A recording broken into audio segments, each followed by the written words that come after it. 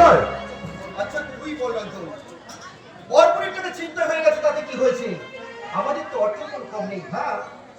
তাছাড়া বাবার সম্মান বাঁচাতে গিয়ে যদি বিয়ে না করে ফিরে যেতাম, এই মেয়েটাকে অবস্থা একটা ফেলবো। নিশ্চয়ই একটা মেয়েকে লগ্ন বস্তু আপনাকে বাঁচিয়ে তুই ভালোই করেছিস।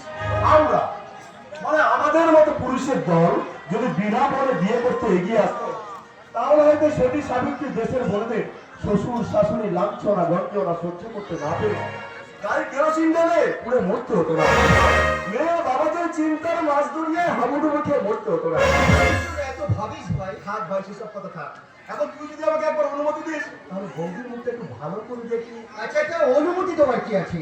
বৌদির মুখ তো দেখতে চাই, হ্যাঁ, তাই না? হ্যাঁ। দেখে আমি তোকে পারমিশন দিলাম। যাক বাবা, বাঁচা গেল। কি গো বৌদি, ঘোমটার আড়ালে মুখ লুকিয়ে রেখে দেবছি, তুমি রেহাই পাবে? ওটি হচ্ছে না। এই যে নে, চেয়ার নে। আমার অনুমতি যখন আমি পেয়েছি, তোমার মুখ না দেখে কিন্তু আমি ছাড়ছি না। দাদা, আমি কিন্তু এই বৌদির মুখে ঘোমটা তুলে দিলাম।